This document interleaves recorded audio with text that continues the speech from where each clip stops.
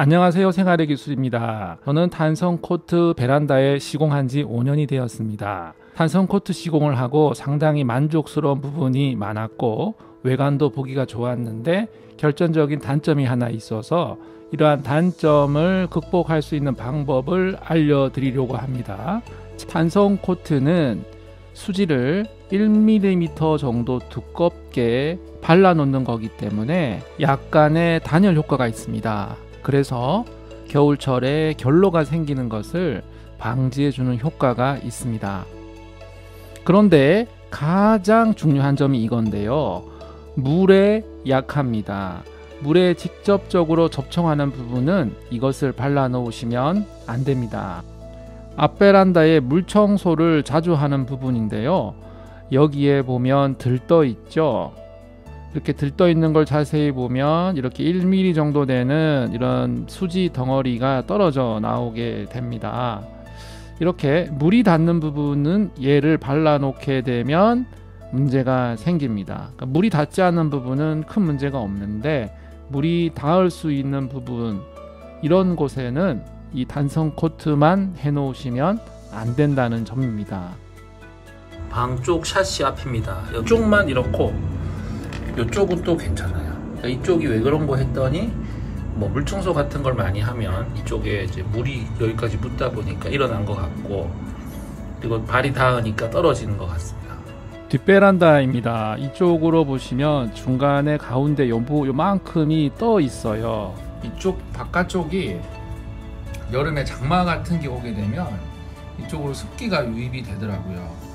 그러니까 벽이 좀 오래되다 보니까 습기가 들어오는데 그 습기 때문에 얘가 쭈글쭈글 일어나요. 그리고 마르면 다시 들어가고 들렸다 들어갔다 들렸다 들어갔다 하다 보니까 이렇게 아예 그냥 고정적으로 약간 떠 있는 겁니다. 이거는 이제 샤시 쪽에 코킹이 잘못돼서 샤시 쪽 코킹을 한 3년마다 한 번씩 해줘야 되는데 지금 코킹한 지가 한 4년 정도 됐거든요. 코킹을 해도 한 2, 3년 지나면 다시 이쪽으로 물이 스며들어서 비가 많이 올 때 이쪽으로 벽에 물이 좀 생기다 보니까 이런 일이 생기는데, 건드리지 않고 가만히 놔두면 다시 원래대로 마르고 나면 괜찮아지더라고요. 뒷베란다인데 여기도 물 청소를 가끔 하다 보니까 벽에 물이 타고 올라가서 아래쪽에 저렇게 좀 들떠 있습니다.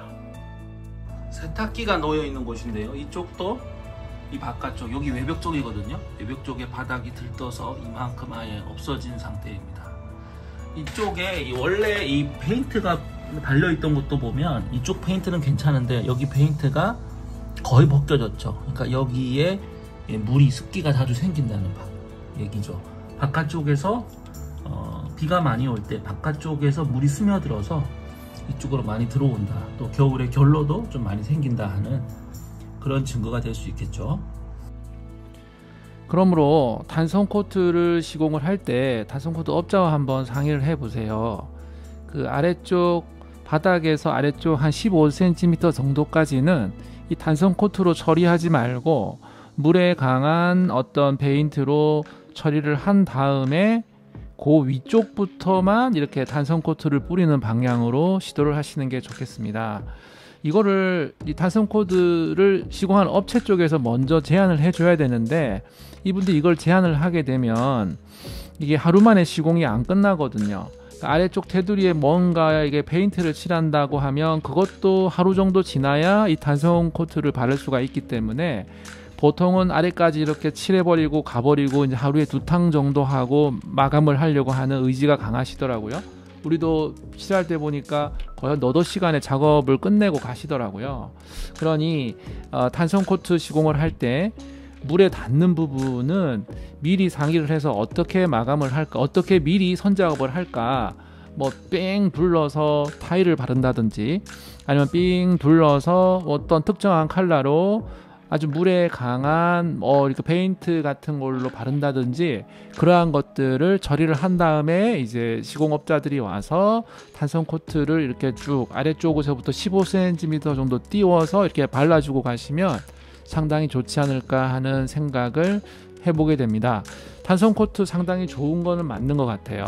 곰팡이도 확실히 덜 생기는 것 같고 안 생기는 것 같고, 또 환기를 조금만 해줘도 충분히 잘 버티는 것 같고, 또 외관적으로도 상당히 좋습니다. 이 바닥 부분을 아무 처리를 해주지 않고 하고 가시다 보니까 이런 문제가 생기더라고요. 이 부분에 대해서 꼭 먼저 꼭 집어서 확인하시고 검토하시고 선작업을 하신 후에 이 단성 코트를 칠하는, 도포를 하는 그런 방식으로 생각하시기를 추천드립니다. 시청해 주셔서 감사합니다.